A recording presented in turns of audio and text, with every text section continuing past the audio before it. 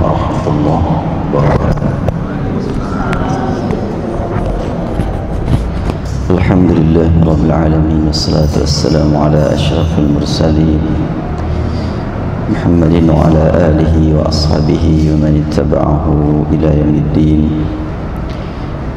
Maha suci Allah Subhanahu wa taala yang memelihara nikmat iman dalam qalbu kita, memelihara nikmat kesadaran akan pentingnya mengkaji ayat-ayat Al-Quran, karena satu-satunya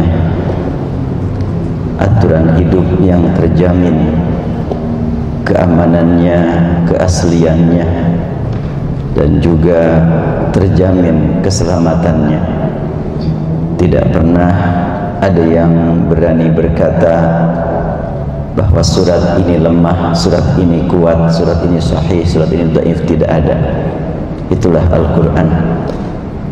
Semua ayat sederajat di hadapan Allah, dan ayat masing-masing memiliki keistimewaan.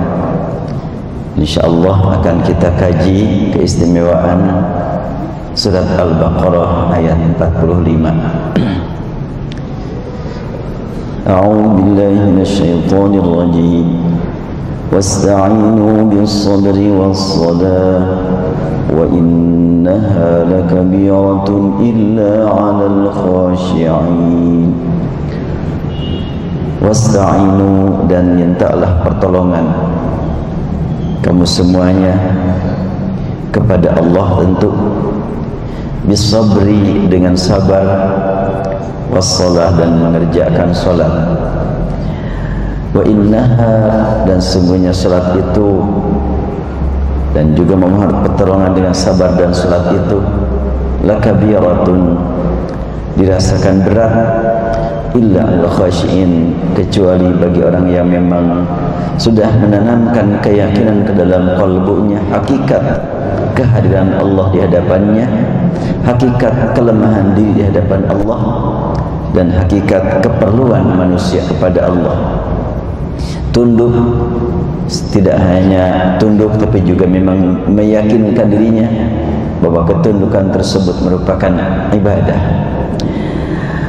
Pertama, kita perhatikan penulisan Al-Khashi'in yang kita baca dengan bacaan yang panjang, namun tulisannya tidak menggunakan huruf alif, tidak asal-asalan penulisan ini. Bacaan Al-Khashi'in tertulis tanpa alif ini penting untuk kita gali isyarat di balik penulisan tersebut. Sebagaimana pernah diungkap bahwa isyarat itu tergantung pemahaman, yang mungkin pemahaman ini bisa diterima oleh semua pihak, mungkin enggak. Isyarat dari penulisan tersebut dapat dipahami antara lain bahwa orang yang khusyuk senantiasa dekat dengan Allah. Tulisannya pendek walaupun bacaannya panjang, sehingga hurufnya pun lebih dekat, mengingatkan bahwa orang yang tunduk kepada Allah tidak pernah merasa kalau Allah jauh dari dirinya, selalu merasa Allah dekat dengan dirinya, kendati pun dirinya sering menjauh dari Allah. Beda antara kedekatan sesama makhluk dengan kedekatan Allah kepada makhluk. Kalau makhluk dengan makhluk, apabila si A dengan si B jauh, pasti si B dengan si A juga jauh.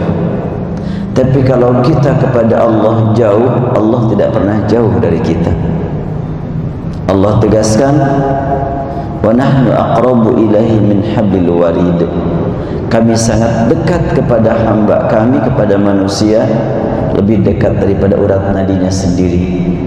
Wa idza sa'alaka 'ibadi 'anni fa inni qarib. Bila orang bertanya kepadamu tentang aku, jawab, aku sangat dekat. Dekat dengan sesama orang yang khusyuk dan senantiasa memandang kehidupan ini sebentar lagi akan berakhir. Jadi makna dekat tersebut dekat Allah kepada dirinya, dekat antara sesama orang yang sedang khusyuk kepada Allah. Sewaktu kita melaksanakan sujud, melaksanakan rukuk, walaupun rumahnya berjauhan.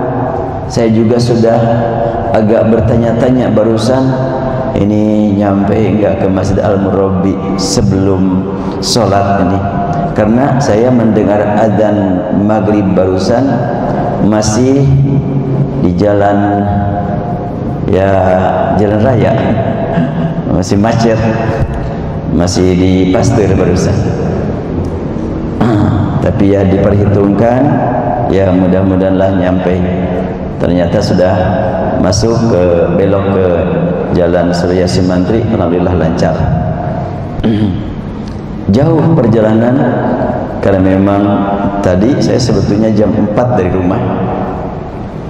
Cuma jalan kota ternyata macet lagi.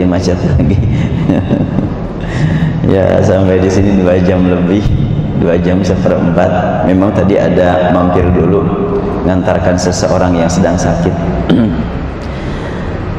Ya, jadi dekatnya Allah kepada semua hamba. Bila khusyuk, dia juga dekat kepada Allah. Bila khusyuk, dia dengan sesama orang yang khusyuk juga dekat. Dan apabila khusyuk, merasa kehidupan ini sebentar lagi akan berakhir, dekat juga dirasakan dengan kematian. Dan apabila kita merasa dekat dengan kematian, akan meningkatkan kekhusyuannya juga. Seorang hamba Allah di zaman Rasulullah, Mu'adz bin Jabal, selesai salat asar, dia menangis terisak-isak, disaksikan oleh orang. Apa yang membuat engkau menangis? Dia berkata, aku baru selesai salat asar, enggak tahu ada nilainya enggak di depan Allah. Kalau tidak ada nilainya, apa yang akan kubawa sekiranya aku tidak sempat salat lagi? Jadi habis asar, sebelum maghrib, pemanya ajal menjemput aku enggak punya bekal untuk menghadapi kematian. Itulah orang yang khusyuk, senantiasa melihat kematian begitu dekat. Orang yang memandang, wah saya masih sehat, masih muda, mati masih lama, itu bukan sifat-sifat orang yang khusyuk. Orang yang khusyuk senantiasa melihat kematian pasti dekat. Orang yang khusyuk senantiasa memandang bahwa hari ini merupakan hari terakhir untuk beribadah, sebab mereka memandang bahwa hari esok adalah hari hisaban.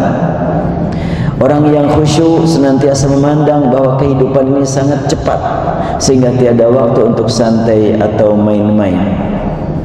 Allah berfirman, ya ayyuhalladzina amanu taqullah wal tanzur nafsum ma qaddamat lighad wattaqullah innallaha khabirun bima ta'malun. Hai orang-orang yang beriman, bertakwalah kepada Allah dan hendaklah setiap diri memperhatikan apa yang telah diperbuatnya untuk hari esok. Dari sekarang sampai besok berapa jam? Itu yang memang dirasakan oleh orang yang beriman, bahwa besok boleh jadi kita sudah mendapatkan pertanyaan malaikat, sudah jauh dari keluarga. Boleh jadi kita berharap pas kita masuk ke alam kubur mendengar ucapan selamat dari makhluk yang tidak kenal sebelumnya, sehingga kita bertanya, man ant, siapakah engkau? Dia menjawab, ana amalukas saleh, aku amal solehmu. Itu yang kita harapkan. Dan kita berlindung kepada Allah, jangan sampai kalau besok kita sudah ada di alam kubur, kedatangan makhluk yang kita lihatnya saja menjijikkan, mengerikan, menakutkan. Ketika ditanya, man ant, siapakah kamu? Dia menjawab, aku amal burukmu, ana amalukal khabith. Kita sangat mengerikan. Kita mohon perlindungan kepada Allah, jangan sampai di alam kubur kita kedatangan amal buruk kita. dan bertakwalah kepada Allah. Wattaqullah. Inilah saya temukan dapat dikatakan satu-satunya ayat yang pendek yang mengandung kata ittaqullah 2 kali. Ittaqullah, ittaqullah lagi. Sungguhnya Allah Maha mengetahui apa yang kamu kerjakan. Ini bagi orang yang khusyuk, yang dekat kepada Allah, merasa kehidupannya sebentar lagi, sebentar lagi. Kalau tertanam dalam kalbu kita selalu bahwa kehidupan ini sebentar, apapun yang kita kerjakan tentunya bukan membayang-bayangkan keuntungan materi, sebab itu belum tentu sempat dimanfaatkan, tapi keuntungan non materi yang dapat mengantarkan kita menuju surga. Apapun yang kita kerjakan, entah berupa bisnis, entah berupa menolong orang, entah berupa berobat, entah berupa apapun, yang kita cari adalah kenikmatan abadi. Itulah kalau memang tertanam dalam kalbu kita keyakinan betapa sebentarnya hidup ini. Di samping itu juga kalau memang sudah mencapai kekhusyuan, kita akan senantiasa memanfaatkan waktu sebaik mungkin, tidak akan lalai terhadap pemanfaatan waktu. Tidak ada lagi istilah besok sajalah saya kerjakan, masih ada waktu besok untuk ibadah, untuk amal soleh, enggak. Tapi untuk mencari duit boleh berkata begitu. Pepatah mengatakan, ni'mal li dunya ka'annaka ta'ishu abada wa'mal li akhirati ka'annaka tamutu ghada. Saya katakan itu pepatah, bukan hadis. Kerjakan untuk duniamu seakan-akan kamu hidup kekal abadi, dan kerjakan untuk akhiratmu seakan-akan besok kamu sudah mati. Apa maknanya? Bila kita sedang mencari uang, mencari keduniaan, sedang sibuk melayani pelanggan, tiba-tiba mendengar azan, tinggalkan dulu itu. Kenapa? Ini lagi tanggung-tanggungnya, banyak yang memerlukan. Besok masih ada waktu untuk cari duit. Lusa masih ada waktu, tahun depan masih ada waktu. Kenapa mesti tinggal? Sebab untuk mencari akhirat boleh jadi hari ini hari terakhir. Itu maknanya. Tapi seseringnya orang tidak berkata begitu. 50-50, dunia 50, akhirat 50. Karena bahkan disebutnya juga hadis Rasul. Karena Rasul juga bersabda, cari untuk duniamu seakan-akan kamu hidup kekal abadi. Itu harus penting itu tuh katanya. Pada maksudnya begitu. Kalau memang mencari dunia kita memandang masih banyak waktu, tahun depan, abad depan, maka nggak usah sampai meninggalkan kewajiban untuk akhirat. Tinggalkan dulu sajalah. Masih ada waktu buat cari duit besok, lusa, tahun depan. Karena untuk akhirat ini nggak ada lagi waktu kecuali hari ini. Jadi pepatah itu sangat erat hubungannya dengan Rabbana atina fid dunya hasanah wa fil akhirati hasanah wa qina adzabannar.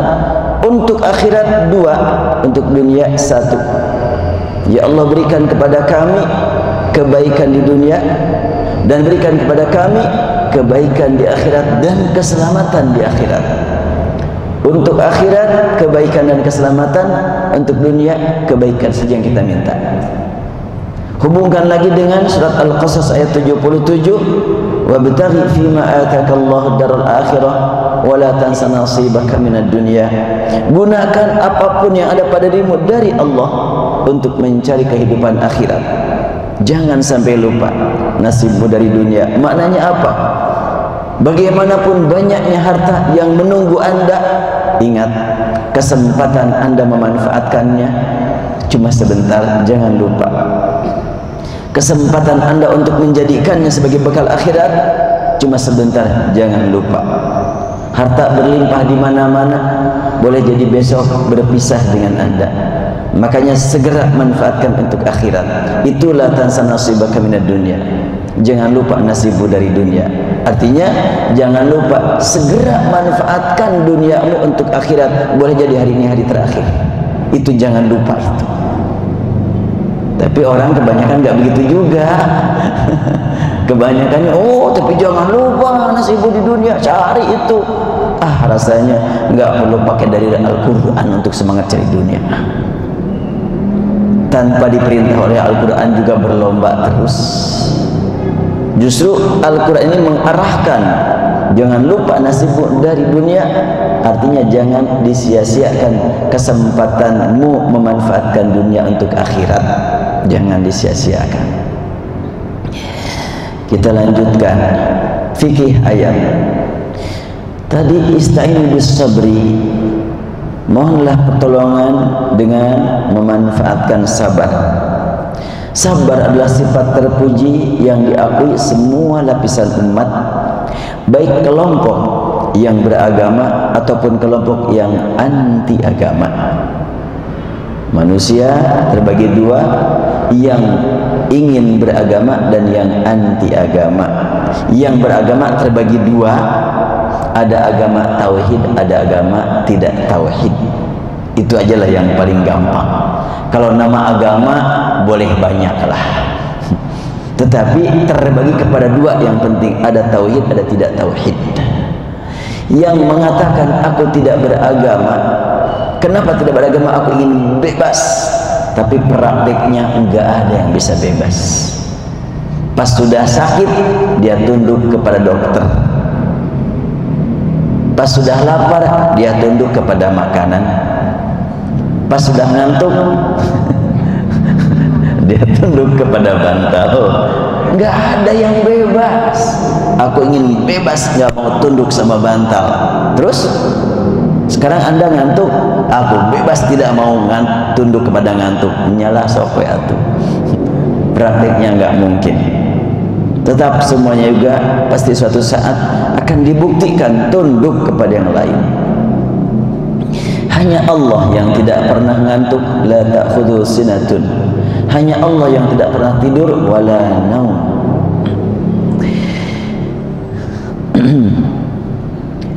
Jika orang yang tidak mengenal agama meyakini pentingnya bersabar, maka orang yang beragama tentu akan menaruh perhatian yang sangat tinggi akan pentingnya bersabar melebihi perhatian orang lain. Orang yang tidak beragama saja perlu bersabar, ya apalagi yang beragama. Sabar salah satu faktor utama untuk mencapai kesuksesan, baik kesuksesan sementara ataupun kesuksesan abadi. Berbicara sukses juga ada dua, ada sukses sementara, ada sukses untuk selama-lamanya. Umumnya orang mengejar kesuksesan yang sementara,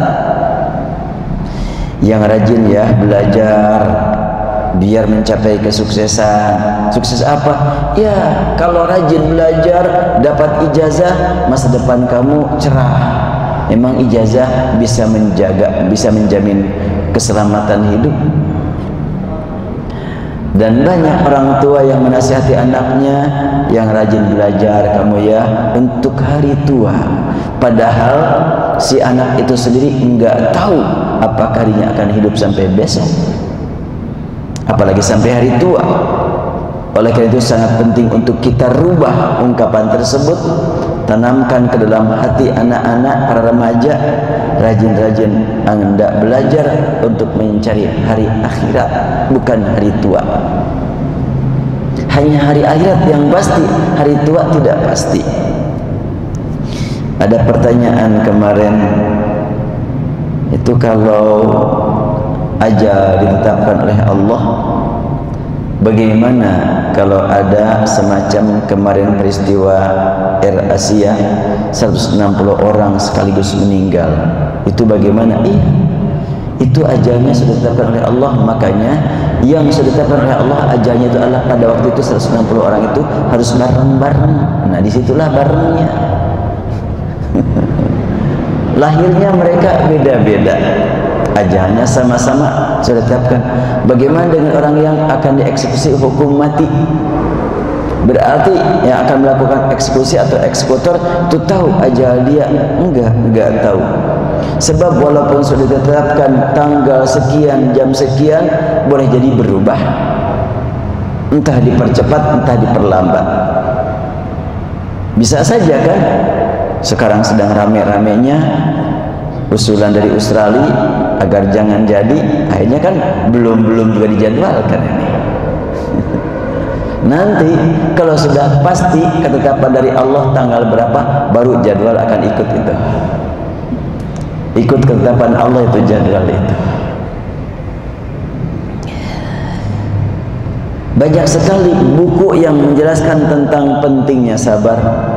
Para ulama membagi sabar pada 3 kondisi, yaitu sabar untuk melaksanakan taat pertama, kedua sabar meninggalkan maksiat, dan ketiga sabar menghadapi kondisi yang tidak diharapkan terjadi.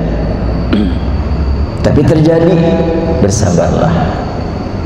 Nah, yang ketiga ini milik bersama itu, yang beragama ataupun tidak beragama. Tapi sabar melaksanakan taat tentunya hanya orang-orang yang memang beragama. Demikian juga sabar meninggalkan maksiat hanya orang-orang yang beragama. Sebagaimana ketaatan seseorang mungkin berbeda dengan yang lainnya, demikian pula tentang kesabarannya. Ini sabar dalam taat. Dalam kehidupan masyarakat di seluruh dunia, terutama dalam lingkungan militer, pasti ditemukan banyak masyarakat yang patuh dan taat kepada atasannya, hingga rela berkorban demi meraih keridhaan atasannya. Seorang prajurit yang taat kepada komandan senantiasa menyatakan siap, saya laksanakan, kan gitu ya. Siap melaksanakan perintah meski perintah tersebut begitu berat.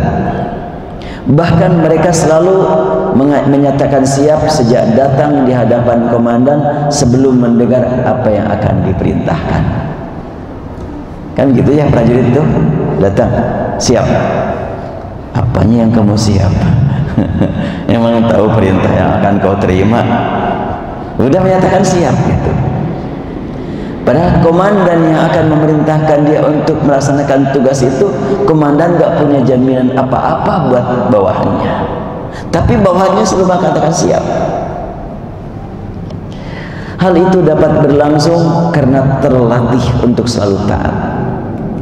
Padahal komandan yang ditaati tidak memberi jaminan masa depan bagi prajuritnya.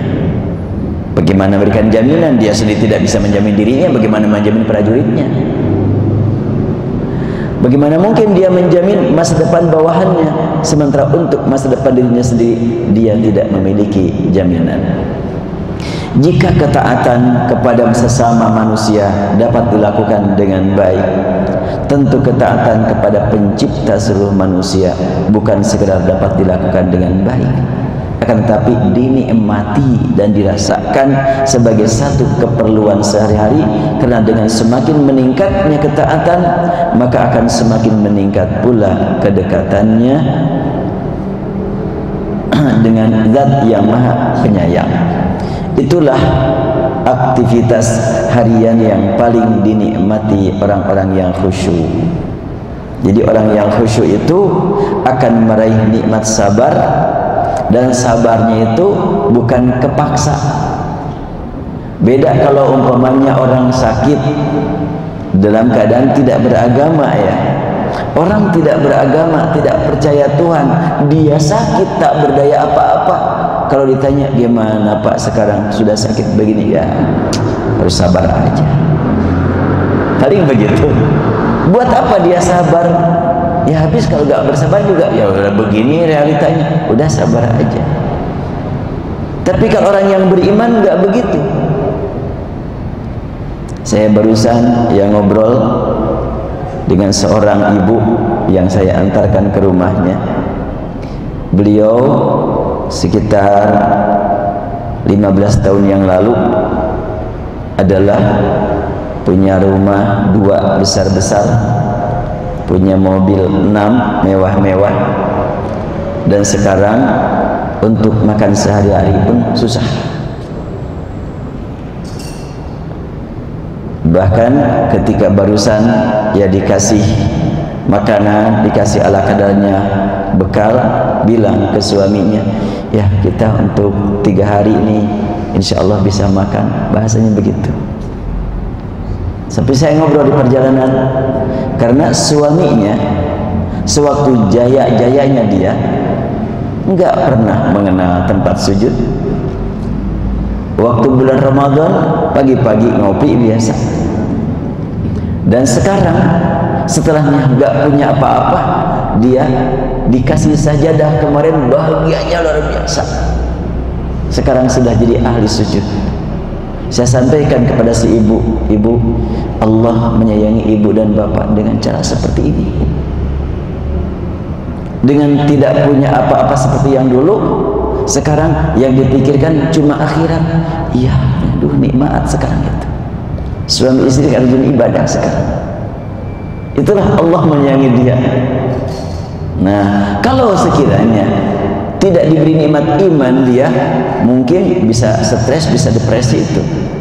Dulu bisa begini, bisa begitu, sekarang nggak bisa apa-apa, bisa stres.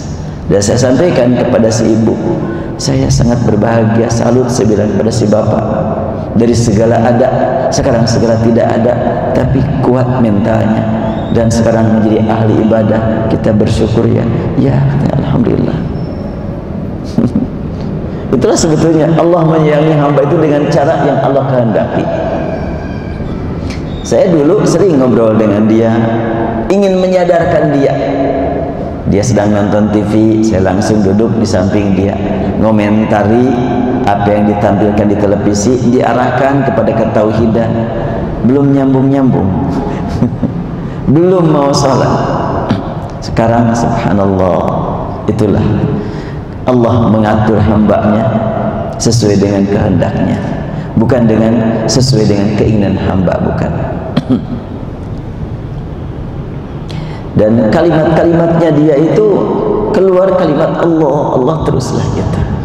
Iya, ibu yakin Allah tidak akan membiarkan hambanya kelaparan, bahasanya kan itu, selalu kepada Allah gitu.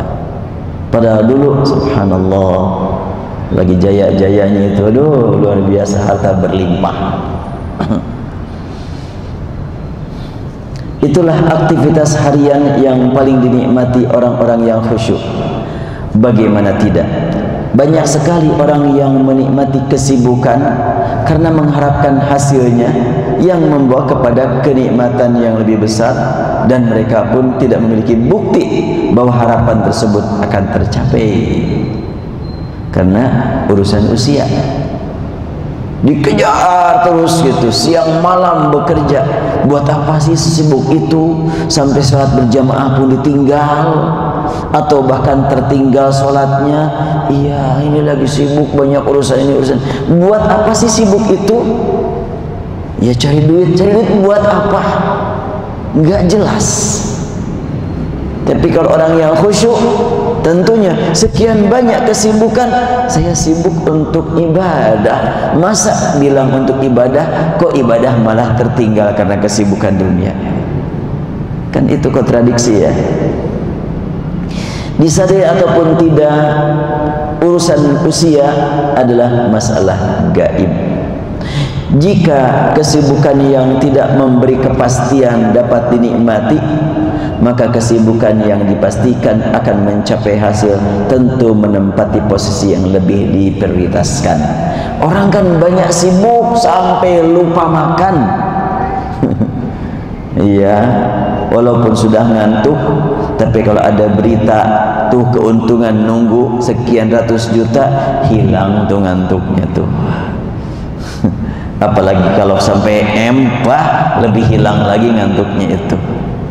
Bahkan mungkin cukup tidur sebentar saja langsung hilang lagi rasa ngantuknya, karena ditunggu dengan keuntungan sedemikian besar. Padahal keuntungan kalaupun sudah dia capai, belum tentu dia nikmati. Mungkin pas dapat keuntungan, tiba-tiba kecapean, langsung tertidur tidak bangun lagi. Makanya kalau kita mau tidur, doanya kan Bismikallahumma ahya wa amut.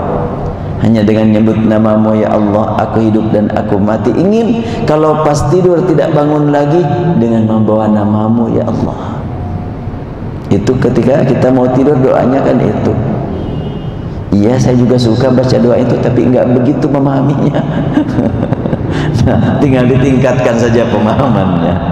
Jadi ketika kita mau tidur membaca Bismikallahumma ahya amut, itu sebetulnya mohon kepada Allah, mohon nikmat husnul khotimah. Kalau sekiranya mati sekarang, tidak bangun lagi, dapat nikmat husnul khotimah.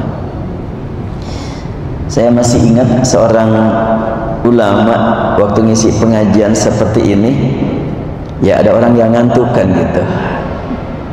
Dia megang tasbih 3, kecil, agak besar, dan lebih besar.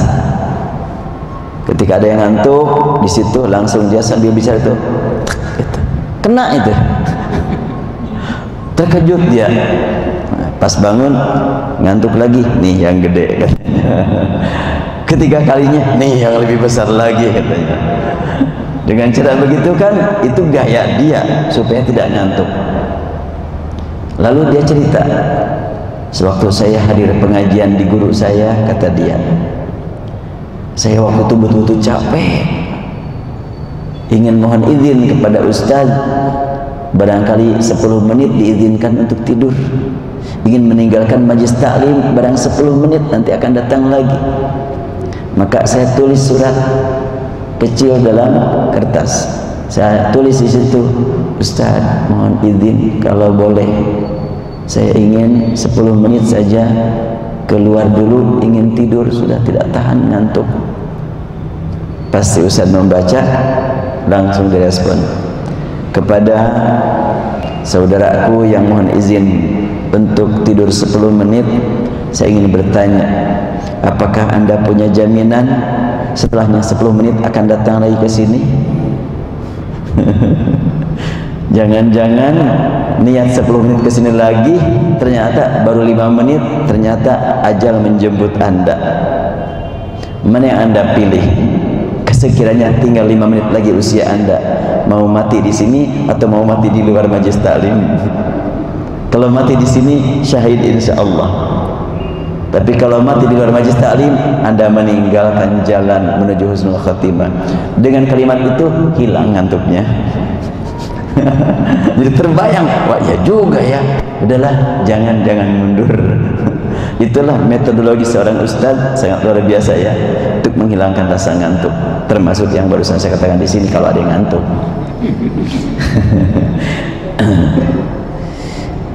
Jika kesibukan yang tidak memberi kepastian dapat dinikmati, yaitu tadi kan sibuk cari uang, itu tidak memberikan kepastian, tapi dinikmati gitu sampai hilang sekian banyak kesibukan. Ya apalagi kalau sudah memberikan jaminan harus dinikmati lebih dari itu. Taat kepada Allah sudah pasti ditunggu dengan kenikmatan abadi. Karena itu sabar untuk taat kepada Allah adalah kenikmatan hidup di dunia yang ditunggu dengan kenikmatan akhirat. Sedangkan sabar mencari dunia itu bisa dikatakan kenikmatan sementara yang tidak ada jaminan masa depan. Tapi kalau kenikmatan sabar untuk taat, tentunya sekarang dinikmati dan ditunggu dengan kenikmatan yang abadi. Ini terkait dengan sabar melaksanakan taat. Dan contoh sabar melaksanakan taat tentunya yang paling pasti adalah sabarnya para nabi, para rasul, dan para sahabat. Sabar melaksanakan taat, Rasulullah SAW melaksanakan qiyamul lail sampai sedemikian lama hingga kakinya bengkak. Demikian diikuti oleh para sahabat. Diberitakan dalam buku karya Abu Zakaria An-Nawawi, Adabul Quran wa Hamalatuhu, judulnya begitu, adab-adab membaca dan berinteraksi dengan Al-Quran. Dan juga buku tersebut cerita tentang para ahli Al-Quran.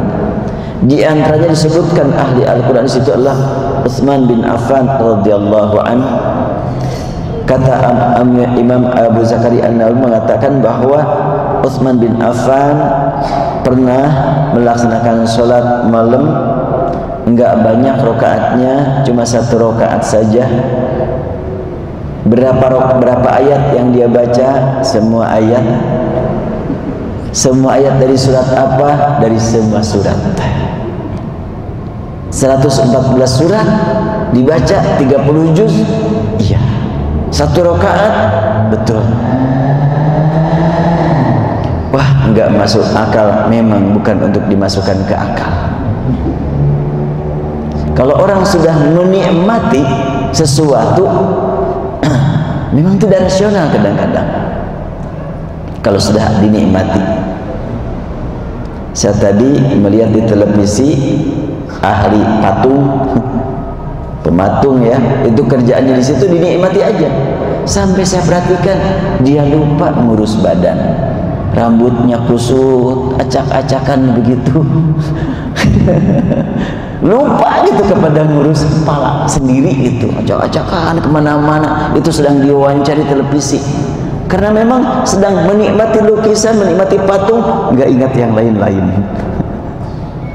Tentunya kalau tadi Rasulullah saking nikmatnya hubungan dengan Allah hingga kaki bengkak itu nggak dihiraukan.